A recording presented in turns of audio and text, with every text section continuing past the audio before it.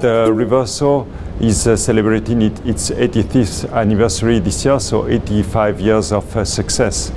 And it's a very important product for Jaeger-LeCoultre because it combines an iconic style. So there are very few watches today that can claim they are iconic, and the Reverso is one of them. So on one hand, you have a strong design that is immediately recognizable, and on the other side, Jaeger-LeCoultre, thanks to his know-how in watchmaking, has the ability to create and develop specific movements which are square movements that will fit within the Reverso.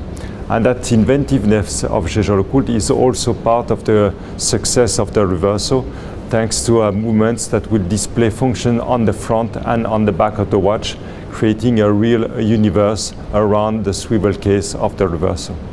Reverso is, of course, that combination of style on one hand and also of complications.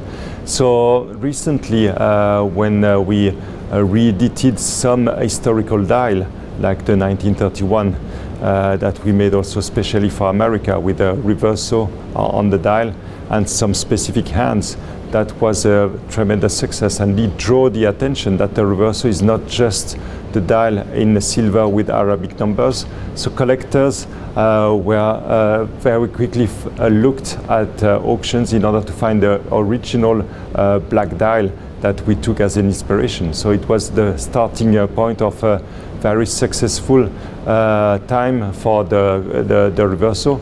Then some collectors found, by looking at the black dial, they found also some red, very rare red dial at the auctions, and that's when we saw the watch that we didn't know, that we decided to also make a reedition of the red dial, which was all of a sudden also a very huge success.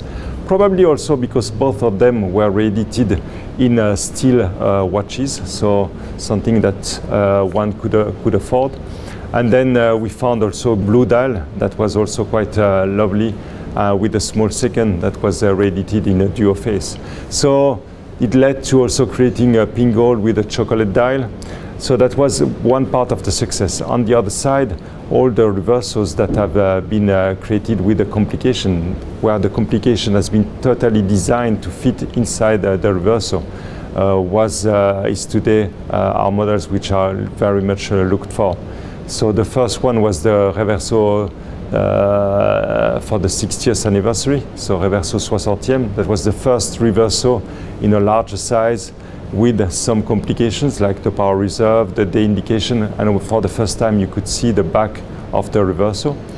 And then later there was one Reverso Tourbillon. So there was first a limited edition in pin gold, and then we had the second limited edition in much smaller quantities that was reedited at the beginning of the 21st century, Reverso Platinum number 2. And the number 2, there was one that was a tourbillon in a platinum case, and out of this collection there was only, I think, 25 pieces of a skeletonized version of the tourbillon. And that's a watch that today is very rare, that very few people know, but collectors are looking for that specific Reverso with a skeletonized movement. So there's maybe one more Reverso that we discovered last year with an engraving on the back that was the Reverso belonging to the General MacArthur. That was the most expensive classic Reverso ever sold at an auction. It was above $100,000 for that stainless steel watch. The collections that are today within Jaeger-LeCoultre are always collections with deep roots in the history. So it's very important to always connect what we do today with the past. So maybe not just making exactly the same, but taking inspiration from the past and then adapt it to something of today. So we always look at auctions because we still discover a lot of interesting watches that we don't know or we were not aware of. And when we find some very specific watches, things that are quite exciting, then it's a pretext to maybe take inspiration to create something today that will highlight a little bit that part of the history of Jaeger-LeCoultre.